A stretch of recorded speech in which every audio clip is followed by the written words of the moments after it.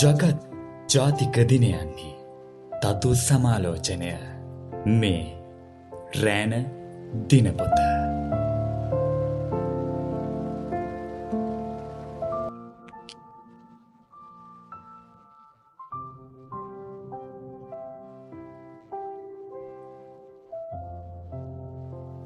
සුනිත් කියන්නේ 10 ශ්‍රේණියේ ඉගෙනුම ලබන පාසල් සිසුවෙක්. ඔහුගේ මව ඔහු ඉපදෙනකොටම මේ ලොව හැරගිහින්. ආබාධිත කකුලක් සමග දවසේ කුලිය වැඩ කරමින් ඔහුගේ පියා සුනිත් හොඳින් බලාගත්තා. තාත්තේ මොකද බං මේ බෙරිහන් දෙන්නේ? මට පොතක් ගන්න ඕනේ. රුපියල් 300ක් විතර ගන්න තියේද? හදිසිද මයි පුතේ? ඔව් තාත්තේ. විෂයන් දෙකකම සටහන් පොත් ඉවරයි. අදත් නිමාලික පොතකින් පිටුවක් කඩන් ලිව්වේ. ටීචර් දැකලා කිව්වා හෙට වෙති පොතක් අරන් එන්න කියලා. මේ අනෝරා වැස්ස නිසා කුලී වැඩක්වත් හම්බුනේ නෑ පුතේ. සන්තකේටම තියෙන්නේ රුපියල් 250. ඒකින් රෑට හාල් කිලෝවක්වත් ගේන්න එපෑය.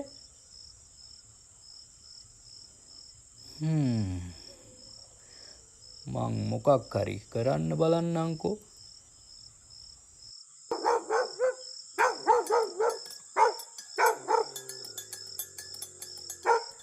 සන්තකේටම තිබුණු පුංචි මුදලෙන් හාල් කිලෝවක්ගත් ඔහු ණයට ඉල්ලූ පොත් නොලැබීමෙන් අසරණ වුණා. මේ අතර ගමේ සිටි ගුරුවරිය කඩේට පැමිණියා. මොකද මුදලාලි අර මනුස්සයාට තනියම කියව යන්නේ මොකක් හරි ප්‍රශ්නයක්ද? නෑ නෝනි, මේ මනුස්සයා මේ කඩේට සෑහෙන්න ණයයි. හැමදාම මිනිස්සුන්ට උදව් කරන්න අමාරුයිනේ නෝනි. ළමයාගේ ඉස්කෝලේ පොතක් ඉවර වෙලා කියලා අද ටීචර් කෙනෙක් කෑ ගැහුවලු. ඉතින් ණයට පොත් වගේක් ඉල්ලුවා. මීට කලිනුත් මං දීලා තියෙයි. හැමදාම ණයට දීලා මට මගේ බිස්නස් පාඩු කරගන්න බෑනේ නෝනි. අනේ එහෙමද? එයාලට ඒ තරම් මගහිඟකම් තියෙනවා කියලා මම දන්නේ නෑනේ මුදලාලි. මේ නෝනට මොනවද ඕනේ? මට දෙන්නකෝ මුදලාලි. පිටු 200 තනිරුල් පොත් 2යි, කොටු රූල් 1යි, පෑන් 2කුයි, තව පාන් ගෙඩියකුයි. නෝනි මෙන්න.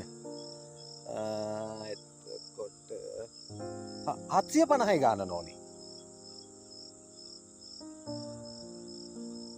ගෙදර කවුද?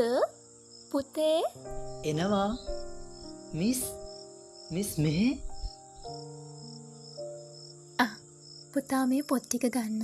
මෙතන රුපියල් 1000ක් තියෙනවා. ඔයාට අවශ්‍ය දෙයක් ගන්න. සමාවෙන්න මං ඔයාට ඉස්කෝලේදී කෑ ගැහුවට. මං ඔයාගේ ආර්ථික තත්ත්ව දැනගෙන හිටියේ නැහැ. මීට පස්සේ ඕන දෙයක් තිබ්බොත් මට කියන්න ඕන. හරිද පුතේ? ඔයාගේ වයසේ මාත් ගොඩාක් දුක් විඳා. ඉතින් අද මම මේ තැන ඉන්නවා වගේ ඔයත් හොඳ තැනකට ඇවිල්ලා ඔයා වගේම දරුවන්ට උදව් කරන්න ඕනේ. හරිද? අනිවාර්යෙන් මිස්. බුදු බව අත්වෙනවා නෝනේ. එහෙම කියන්න එපා තාත්තා. අපි සමහර වෙලාවට දරුවන්ට දඩුවම් කරලා ගෙදර ගියාම වත් කටක් කන්න බෑ. ඒ දේවල් මතක් වෙනවා. ඉතින් පුතාගේ මේ සිද්ධියෙන් මාත් දෙයක් ඉගෙන ගත්තා. කිසිම දරුවෙකුගේ තත්ත්වය හොයන්න නැතුව කෑ ගහන එක වැරදි කියලා. මං එහෙනම් ගිහින් එන්නම්. ගුරුවරු දෙවිවරු කියන්නේ නිකන් නොවේනේ.